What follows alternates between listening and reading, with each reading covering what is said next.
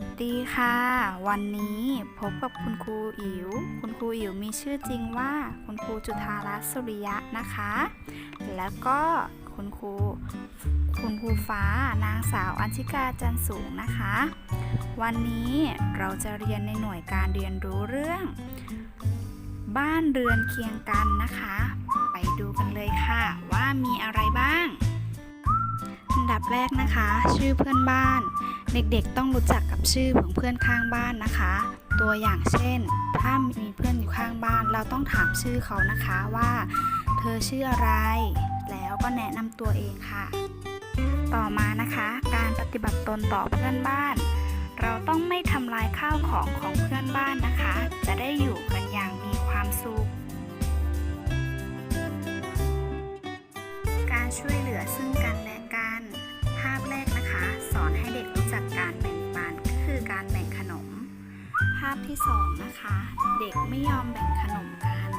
เป็นสิ่งที่ไม่ดีเลยนะคะเด็กๆไม่ควรปฏิบัติค่ะการร่วมกิจกรรมกับเพื่อนบ้านนะคะเช่นการเล่นการพูดคุยการช่วยเหลือกันในเรื่องต่างๆสุดท้ายนะคะการอยู่ร่วมกันอย่างมีความสุขอันดับแรกเราต้องรู้จักเคารพกฎกติการู้จักแบ่งปันพูดจาไพเราะเราจะได้อยู่กันอย่างมีความสุขก่อนจะจากกันไปนะคะคุณครูมีคำคล้องจองให้เด็กๆฟังค่ะไปฟังกันเลย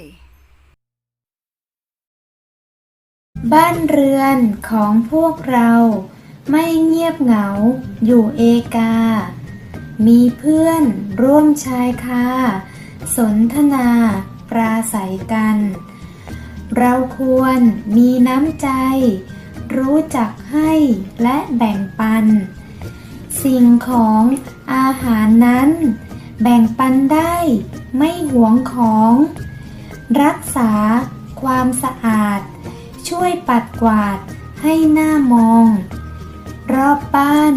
ทุกหลังต้องสะอาดโล่งโปร่งสบายปลูกต้นไม้ที่สวยงามชมทุกยามสุขใจกายอากาศก็สดใสใครได้ชมชื่นบานตาขยะ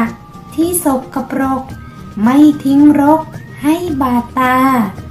เชื้อโรคจะนำพาโรคทั้งหลายมาสู่ตนขยะที่มีต้องลงถังสะอาดจังทุกแห่งหนบ้านเรือนทั้งตำบล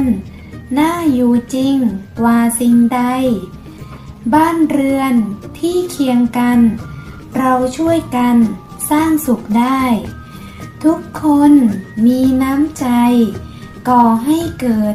สุขร่วมกันครูอิ๋วและครูฟ้าก็หวังว่าเด็กๆทุกคนจะเข้าใจในหน่วยการเรียนรู้เรื่องบ้านใกล้เรือนเคียงนะคะวันนี้ครูอิ๋วกับครูฟ้าลาไปก่อนค่ะแล้วพบกันใหม่ในหน่วยการเรียนรู้ถัดไปนะคะ